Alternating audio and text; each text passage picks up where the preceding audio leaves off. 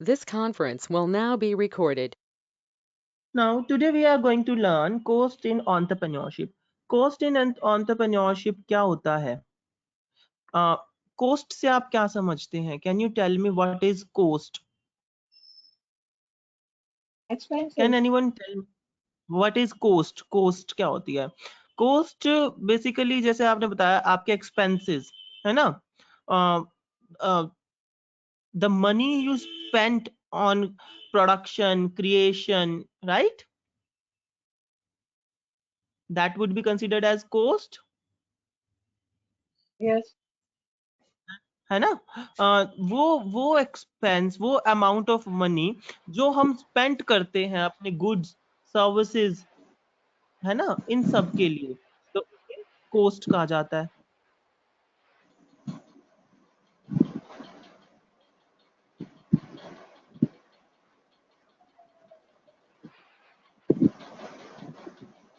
Right? आपको मेरी screen दिख पा रही है? Yes, sir. हाँ, तो आप देखिए यहाँ पे क्लियरली लिखा हुआ है, in business and accounting cost is mandatory value that has been spent by a company in order to produce something. मतलब कि वो पैसा हम जो जो किसी चीज की प्रोडक्शन के लिए हम लगाएं उसे हम कॉस्ट कहते हैं, है ना? एंटरप्रेन्योरशिप के लिए cost is a very important point to be considered, है ना? स्मॉल वेंचर के लिए जैसे हमने बताया था, जब हमने लास्ट क्लास में वेंचर डेवलपमेंट किया था, तो हमने उसमें देखा था कि वेंचर डेवलपमेंट के लिए the main point needed is from 9 points is one is finance. Finance is related to cost, है ना? तो एंटरप्रेन्योर्स के लिए cost is very important aspect, right? So in a business, cost expresses the amount of money that is spent on a production or creation of goods and services. Cost doesn't include markup or for profit. ठीक है, तो ये point जैसे मैंने अभी आपको बताया कि जो भी हम प्रोडक्शन करते हैं, क्रिएशन करते हैं, कोई भी गुड्स, सर्विसेज, इन पे जो भी हमारा पैसा लगता है उसको कॉस्ट कहा जाता है, बट कॉस्ट के अंदर हमारा प्रॉफिट इंक्लूड नहीं होता, है ना? कॉस्ट सिर्फ वो होती है जैसे कि बबीता ने बताया, द एक्सपेंस, जो हम खर्चा है, खर्चे को हम कॉस्ट कहते हैं, ठीक है?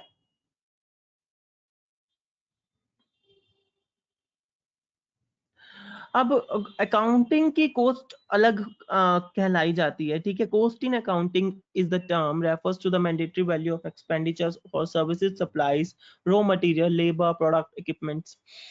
Cost is amount that is recorded in bookkeeping records as an expense. Basically देखिए, कॉस्ट का मतलब क्या होता है? कॉस्ट हमारी वो मैंडेटरी वैल्यू है जो कि हम अपनी सर्विसेज, सप्लाईज, लेबर पे, हमारी सैलरी, वेजेस पे, शेयरिंग जो भी हम करते हैं, इक्विपमेंट्स पे, प्रोडक्ट्स पे, जो भी हमारा पैसा लग रहा है उसको हम कॉस्ट कहते हैं। और कॉस्ट हमेशा जो है, कॉस्ट हमेशा रिकॉर्डेड, डॉक्यूमेंटेड होनी चाहिए, ठीक है? उसकी बुक कीपिंग होनी चाहिए, वो ही कॉस्ट कहलाती है, ठीक है? एक एंटरप्रेन्योर्स के लिए ये कॉस्ट का डॉक्यूमेंटेशन बहुत जरूरी है, ठीक है? आप किसी भी होटल का भी एग्जांपल लेंगे ना, तो उसमें भी ना आप देखेंगे ना, नाइट ऑडिटिंग होती है। नाइट ऑडिटिंग का क्या मतलब है? नाइट ऑडिटिंग होती है हर रात को करने वाली ऑडिट, ठीक है? रात को ऑडिट होती है क्योंकि पूरा दिन भर तो होटल्स में काम होता है, रात को वो ऑडिट करते हैं। रात को ऑडिट में क्या होता है, हमारा कितना एक्सपेंस आया, कितना हमारा खर्च हुआ, कितना हमारा प्रॉफिट हुआ, वो सारी ऑडिटिंग होती है रात के समय में, उसको कहते हैं नाइट ऑडिटिंग। तो वो क्या है? That is the book keeping record of the expenses, means cost है, ठीक है? तो कॉस्ट को हमें मेंड करके रखना बहुत जरूरी है, ठीक है? वो टाइप ऑफ कॉस्ट तो वो तो मेंटेनेंस ऑफ रिकॉर्ड हो गया ना। मेंटेनेंस ऑफ रिकॉर्ड हो गया, राइट? मेंटेनेंस ऑफ रिकॉर्ड किस चीज का हो रहा है? कॉस्ट का, एक्सपेंसेस का ही तो हो रहा है ना। हाँ, वो हम सर बट उसमें तो वो सब कंसीडर करते हैं ना कि अपने अकाउंट्स को देखते हैं कि कितना तो उन्हें एक्सपेंसेस हुआ, कितने प्रॉफिट्स हुए, ओवरऑल मार्जिन देखते हैं ना, वो रेवेन्यू और हाँ एक्सपेंसेस दोनों को बियर अप करते हैं ना। हाँ हाँ, उन दोनों का रिकॉर्ड करते हैं, ठीक है? तो इसमें यही बताना चाह रहा है कि कॉस्ट जो है, कॉस्ट को भी रिकॉर्ड करके रखना बहुत जरूरी है, ठीक है ना? सो दैट अगर आपको महीने का, 6 महीने का अपना टैली करना है पूरा, है ना, कि भाई आपने कितना पैसा बिजनेस में लगाया, कितना आपके पास आया, कितना आपने लेबर को दिया, कितना आपने इक्विपमेंट्स में लगाया। तो वो सारी चीज अगर रिकॉर्डेड होगी तो आप तुरंत से एकदम से टैली कर सकते हो ना। वहीं पे अगर आप कॉस्ट को रिकॉर्ड नहीं करते हो, जैसे घरों में भी हम क्या करते हैं, घरों में भी अगर हम देखें तो हम जैसे ही कुछ भी घर में सामान लेके आएंगे या कुछ भी खर्चा करते हैं, तो कोई ना कोई ऐसा व्यक्ति होता है जो घर में लिख लेता है कहीं ना कहीं डायरी पे, है ना, लिख रहा होता है कि हमने इतना खर्चा। तो वो महीने में क्या करते हैं, एवरेज निकालते हैं कि भाई हमारा इस महीने इतना खर्चा हुआ, है ना। जैसे घरों में मम्मियों को पता होता है कि हमारा ना महीने में रसोई में कितना राशन कितने रुपए का राशन लग जाता है ना। तो वो किस कारण हो रहा है, क्योंकि अब कीपिंग ऑफ कोस्ट, अब keeping the records of the cost, उन्होंने रिकॉर्ड्स बना रखे हैं कोस्ट के अपने दिमाग में, चाहे कॉपी में चाहे कहीं पे भी, है ना। तो मैं आपको यही बता रहा हूँ कि कोस्ट का रिकॉर्ड बहुत जरूरी है हर एक जगह पे, चाहे वो बिजनेस है, चाहे वो घर है, चाहे हम कहीं पे भी हैं, जहाँ पे भी कोस्ट हमारी इंक्लूड हो रही है, वहां पे उसका रिकॉर्ड रखना बहुत जरूरी है ना। जैसे बिल्स हैं, बिजली का बिल है, बिजली का बिल भी तो रिकॉर्डेड फॉर्म में ही आता है ना आपके पास। क्यों? क्योंकि उसके अंदर कॉस्ट हमारी लग रही है ना कहीं। So there are two types of cost, one is fixed cost, another one is variable cost. ठीक है, ये दोनों कॉस्ट आपने बहुत अच्छे से पढ़ी होंगी। फिक्स्ड कॉस्ट क्या होती है? सर जो नंबर ऑफ आउटपुट्स जो प्रोड्यूस होते हैं उनकी जो कॉस्ट होती है, और जैसे वेरी कि गुड। सपोज करो सर, और वेरिएबल कॉस्ट होती है जो लाए करती है, जैसे कि सेल्स कमीशन हो गया, जो डिपेंड्स हम्म करती है, कभी आती है कभी नहीं आती। फिक्स कॉस्ट में रेंट हो गया, इलेक्ट्रिसिटी बिल हो गया। फिक्स्ड कॉस्ट हमारी वो है, वो एक्सपेंसेस जो हमें हर महीने पे करने ही करने हैं, जो एक्सपेंसेस हमें लगाने ही लगाने हैं, मतलब कि वो फिक्स है, उसको हम चेंज नहीं कर सकते, वो हमारा एक्सपेंस फिक्स है। जैसे फॉर एग्जांपल रेंट,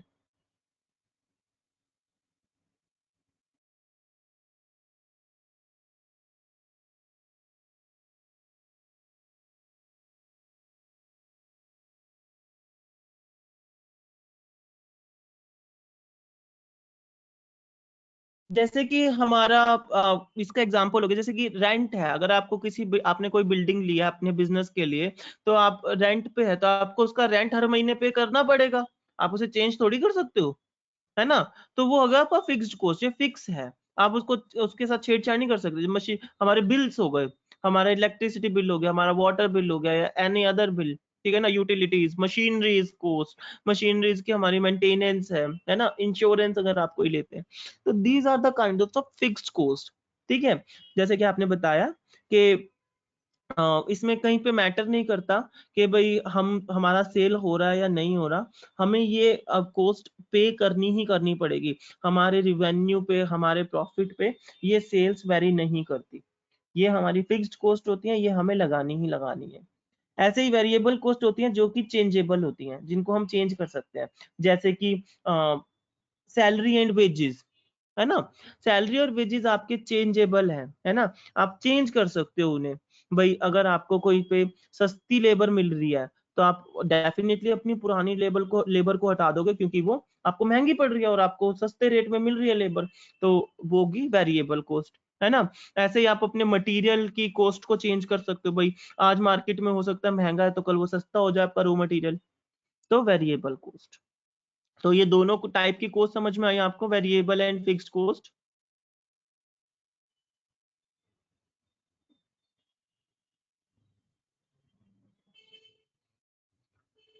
सो इसमें अब हम बात करेंगे कि अकाउंटिंग और बुक कीपिंग क्या होती है। ठीक है, बेसिक्स ऑफ अकाउंट्स और बुक कीपिंग क्या है। ठीक है, बुक कीपिंग जैसे कि आप जान रहे हैं, बुक कीपिंग है कि updating the records, up upcoming with the records, ठीक है ना, recording all the economic activities of an organization is called as bookkeeping, right? Like sale, like bills, like capital, so these all comes under bookkeeping, ठीक है ना। recording all the economic activities, whereas an individual transaction and summarizing them periodically, annually, quarterly, even daily, ठीक है, तो वो होती है book keeping. और अकाउंटिंग क्या है? अकाउंटिंग बेसिकली हमारी आप कह सकते हो कि it is a kind of a professional book keeping, ठीक है ना। जो इसमें क्या है, इसमें आप टेक्नोलॉजी का यूज करते हो अकाउंटिंग में, ताकि आपकी और जो एडवांस, जैसे कि फॉर एग्जांपल आपकी जो फाइनेंशियल स्टेटमेंट्स हैं, आपके जो टैक्सेस हैं, आपके जो आईटी रिटर्न्स हैं, ठीक है ना, इनकम टैक्स है, तो उन सब का जो डाटा कलेक्ट होता है वो होता है अकाउंटिंग में। और बुक कीपिंग क्या है? बुक कीपिंग तो आप मैनुअली भी कर सकते हो, ठीक है ना। बेसिकली आप उसको डेली भी कर सकते हो, आप एनुअली भी कर सकते हो। और अकाउंटिंग जो है, अकाउंटिंग एक तरीके का प्रोफेशनल वे है जो कि हमारा फिक्स होता है। जैसे कि ईयरली हम आईटी रिटर्न फिल करते हैं, वो हमें हर साल करनी ही करनी पड़ेगी, है ना। तो it is a kind of a professional जो हमारा फिक्स है। और बुक कीपिंग क्या होती थी, जिसको हम कहते थे ना, बनिए की दुकान चल रही है, बही खाता, काइंड ऑफ वो होती थी बुक कीपिंग। तो do you get the difference between book keeping and accounting? Yes sir. Sir accounting में वो होता है ना, समराइजिंग और क्लासिफाइंग करते हैं फाइनेंशियल टर्म्स को in the form of the records. Very good, very good. यही होता है अकाउंटिंग हमारा, कि समराइज करना। बेसिकली अकाउंटिंग के लिए यूजुअली हम लोग क्या करते हैं, हमें नीड होती है ऑडिटर्स की, है ना, एक्सटर्नल स्टाफ की, है ना, सीए की, इन सब की हमें अकाउंटिंग के लिए नीड होती है। वेयर एज बुक कीपिंग तो कोई भी कर सकता है। बुक कीपिंग आप एज अ सेल्फ एंटरप्रेन्योर आप खुद भी कर सकते हो, राइट? हाँ जी सर, क्योंकि उसमें कोई पर्टिकुलर फॉर्मेट अडॉप्ट नहीं करना होता ना। यस यस, उसमें कोई पर्टिकुलर फॉर्मेट हमें अडॉप्ट नहीं करना होता। तो ये होती है हमारा difference between accounting and book keeping, ठीक है। तो आज भी अगर तुम देखोगे ना, जो छोटे छोटे स्मॉल वेंचर्स है ना, जैसे जो रेडी वाले हैं, they are using book keeping, है ना, फॉर देयर अकाउंट्स। वो बुक कीपिंग ही आज तक लगा रहे हैं। आप देखना, आप किसी छोटे सी रेडी पे जाओगे ना, उसके पास एक कॉपी मिलेगी, वो अपना डेली का हिसाब उस कॉपी में लिख रहा होता है, ठीक है। That is called as book keeping, है ना। और वहीं पे अगर आप बीकानेर वाला में जाओगे, भाई साहब बहुत बड़ा ब्रांड है, बहुत बड़ा ऑफिस है, और उनका अकाउंट ऑफिस ही अलग बना हुआ है पूरा, ठीक है ना। तो ये है यस। बुक और अकाउंटिंग में। तो बेसिकली जो सक्सेसफुल बिजनेसमैन हैं, वो they are using accounting, and जो छोटे वेंचर्स हैं they are using book keeping, ठीक है। अब नीचे एक आपको टर्म दिख रहा है, double entry accounting. Double double entry accounting. Double entry क्या होता है? Sir every business transaction has to impact two accounts. हर कोई बिजनेस ट्रांजैक्शन ना दो अकाउंट्स को इम्पैक्ट करती है, एक प्रॉफिट एंड लॉस और एक बैलेंस शीट। और किस मतलब हर एक बिजनेस ट्रांजैक्शन दो अकाउंट को करते हैं। बैलेंस शीट में तो वो आती है, प्लस वो प्रॉफिट एंड लॉस में भी आ सकती है, या फिर कोई जैसे सेल्स अकाउंट है, उससे रिलेटेड सेल्स अकाउंट में भी आएगी, as well as profit and loss में भी आएगी। हर कोई बिजनेस ट्रांजैक्शन टू अकाउंट्स को इम्पैक्ट करती है। Very good. तो that is called as double entry accounting, है ना। अब ये कुछ हम टर्म्स कर रहे हैं, टर्म्स हम ये कर रहे हैं कि अकाउंटिंग में कौन कौन सी टर्म्स हमारी यूज होती हैं बेसिकली, है ना। तो हमने देखा,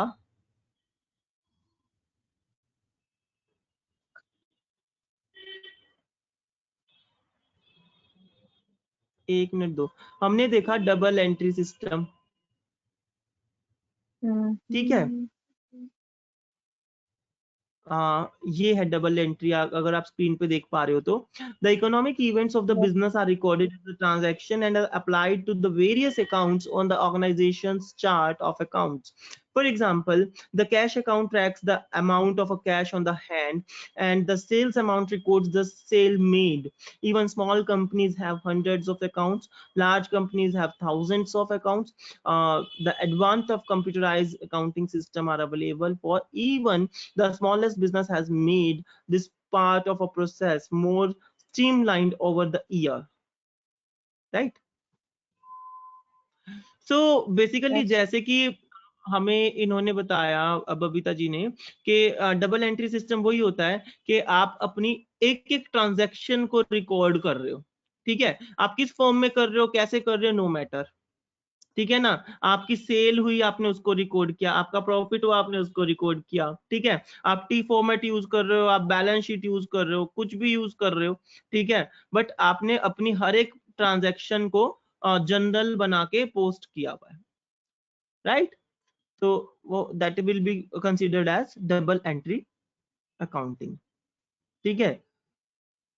Now, debits and credits. Debits and credits, as we all uses it in daily life. Debits and credits हमारा क्या होता है?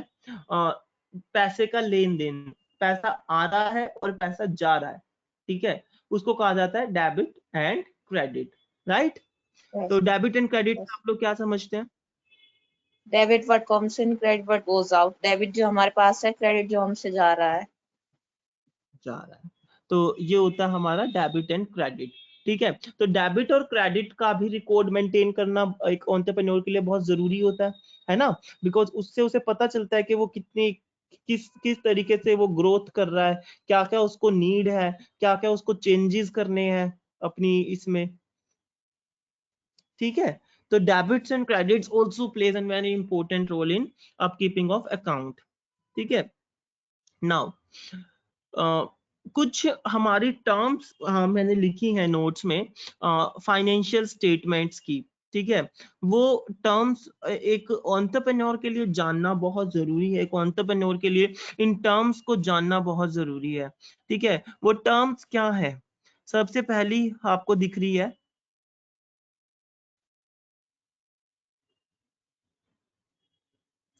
Fickle year.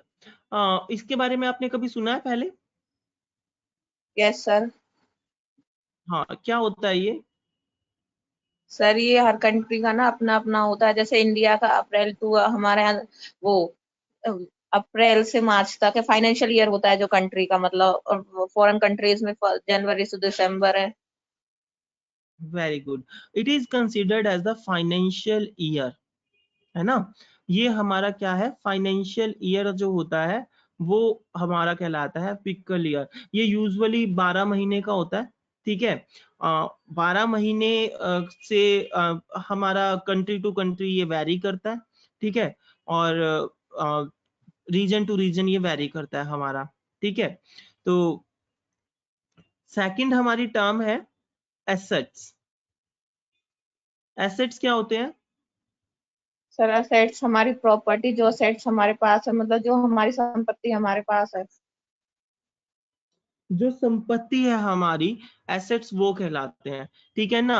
Assets are anything of the monetary valued on by the business, typically tangible business assets includes land, building, equipments, cash, vehicle, account receivable, etc. Intangible assets includes client list, franchisee agreement, favorable finance and lease agreements, brands names, patents, copyrights, etc. तो basically assets इन्होंने दो तरीके के बताए, एक होता है tangible, एक होता है इनटेंजिबल, ठीक है। टेंजिबल क्या होते हैं? जिनको Which हम we देख can see. सकते हैं, छू सकते हैं, है ना, वो होते हैं टेंजिबल। जैसे कि लैंड हो गया, बिल्डिंग होगी, इक्विपमेंट्स हो गए, कैश हो गया, व्हीकल हो गया, राइट। सेम इंटेंजिबल हमारा क्या होता है?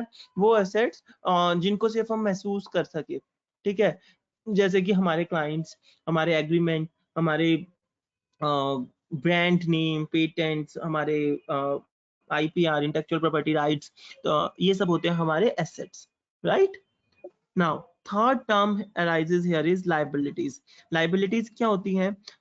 वो फाइनेंशियल ऑब्लिगेशंस एक ओनर के ऊपर कि भाई ये तो तुझे करना ही करना पड़ेगा, अगर तूने ये पे नहीं किया तो तेरा बिजनेस चलना मुश्किल है, वो कहलाएंगी लाइबिलिटीज। भाई वो अमाउंट जो आपको हर महीने पे करना ही करना है, यूजुअली फिक्स्ड कॉस्ट लाइबिलिटीज के अंदर आ सकती है, जैसे कि आपकी सैलरीज, ठीक है, आपके स्टाफ की सैलरीज, आपकी इनकम टैक्स, आपके रेंट्स, आपकी यूटिलिटीज, आपकी पेमेंट्स, आपके सप्लायर्स, आपका रॉ मटेरियल खरीदना, ठीक है ना। तो these all are the liabilities. Liabilities छोटी भी हो सकती हैं, लाइबिलिटीज बड़ी भी हो सकती हैं, we can't ignore the liabilities.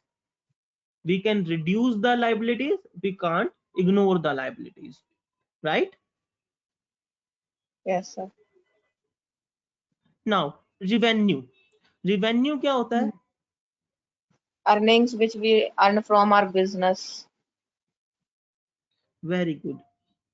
Are earnings, our profits, ठीक है, वो रिवेन्यू कहलाएगा। अर्निंग कुछ भी हो सकता है कि आप कोई रिवॉर्ड ले रहे हैं, वो भी तो अर्निंग है एक बिजनेस के लिए, है ना। तो a business gross revenue is a sum of the money is generated through the sale of goods and services, share in the company interest, loyalty, properties etcetera before subtracting the expenses. आपके expense को घटा के जो भी आपका cost लगा, जो भी आपके एक्सपेंस है, उस एक्सपेंस को घटाने के बाद जो आपके पास पैसा बच रहा है वो आपका रिवेन्यू कहलाता है, ठीक है। Yes sir. Now expenses, expenses क्या कहलाएंगे? कॉस्ट। एक्सपेंसेस क्या कहलाएंगे? सर एक्सपेंसेस हमारे जो कॉस्ट होते हैं, जो हम डे टू डे लाइफ में भी ईयर करते हैं। हम्म जैसे कि सर हम प्रोडक्शन के लिए देखें तो हम रॉ मटेरियल परचेज करेंगे, उसके लिए एक्सपेंसेस होगा। Very good. और प्रमोशन के लिए, एडवर्टीजमेंट के लिए सारे एक्सपेंसेस ही तो है प्रोडक्ट की। Very good. सो एक्सपेंसेस हमारे क्या है? Expenses can be a fixed और वेरिएबल कॉस्ट, है ना। जो भी हम पैसा लगा रहे हैं, खर्च रहे हैं, वो हमारा एक्सपेंस कहलाएगा। किस लिए खर्च रहे हैं वो मैटर करता है बाद में, बट हम खर्च रहे हैं ना, जो पैसा खर्चा हो रहा है वो हमारा एक्सपेंस कहलाएगा, ठीक है। अकाउंट रिसीवेबल, अकाउंट रिसीवेबल से आप लोग क्या समझते हैं? सर जो हमारा पैसा है, मनी है, मतलब जो कस्टमर के पास ड्यू है उसे देना है हमें, the sum of amount customer have to pay the company. Customer से कंपनी को लेना है या कस्टमर को कंपनी को देना है? सर लेना है ना कंपनी को, अकाउंट रिसीवेबल। कस्टमर को कुछ दे दिया ना, वो लेना है ना। पहले तुम उल्टा बोल गई ना। अकाउंट रिसीवेबल होता है कि हमें कंपनी से, हमारी कंपनी में मार्केट में कितना पैसा फंसा हुआ है ना, क्लाइंट से, कस्टमर से हमें जो पैसा लेना है, हाँ जी सर, गुड्स वही और तो। सर्विस। जैसे हम किसी को कुछ चीज डेबिट पे दे देते हैं ना, तो उसे हमें लेना भी तो होता है बाद में। सॉरी, डेबिट कह रही, वेरी क्रेडिट दे गुड, देते हैं तो उसे पेमेंट तो करनी होती है। Very good. हाँ, तो वो हमारा कहलाएगा अकाउंट रिसीवेबल, है ना। Yes sir. Okay, now account receivable के बाद कैपिटल।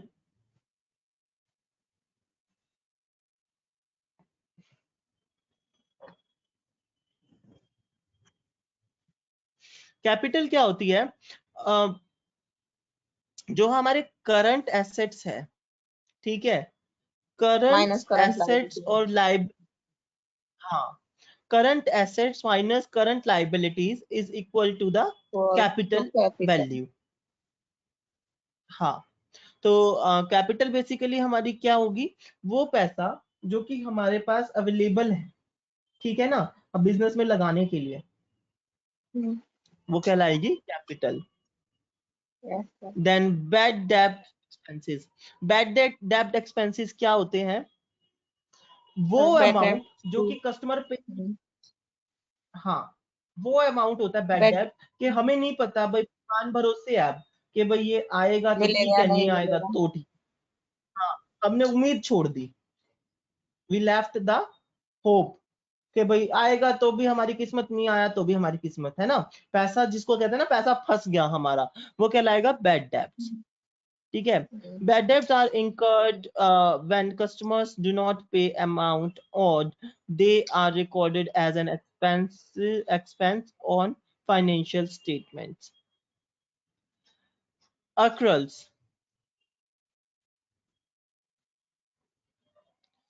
Accruals क्या होते हैं हमारे? सर ये वो होते हैं जो हम मनी रिसीव तो कर लेते हैं कस्टमर से, बट कई बार ना हमारे माइंड से स्लिप हो जाता है कि हमें इसकी एंट्री करनी है, और उसकी वजह से बाद में जो हमारे अकाउंट्स में ना मिसमैच होता है, जब हमारी ऑडिट वगैरह होती है, फाइनेंशियल अकाउंट्स बनाते हैं तब हम। हाँ, ये हमारी वो होती है, सेल तो हुई पर इनवॉइस नहीं हुई, ठीक है। सेल तो कर दी हमने पर बिल जनरेट नहीं किया। कई बार तुमने देखा होगा जो वर्कर्स होते हैं ना, वर्कर्स ये खेल ज्यादा खेल जाते हैं ये कि ना फ्रॉड्स चोरी से, सर मोस्टली, हाँ फ्रॉड्स में है होता ना, है। जो सेल्स पर्सन होते हैं ना वो गेम खेल जाते हैं भाई ऊपर की कमाई करने के लिए, बाहर की बाहर सामान बेच आते हैं और इनवॉइस उसकी बनती नहीं, है ना। या फिर यूजुअली जो ब्लैक में जो काम कर रहे होते हैं वो ये चीज ज्यादा करते हैं, ठीक है। तो वो कहलाते हैं ऑक्रल्स। डेप्रिसिएशन,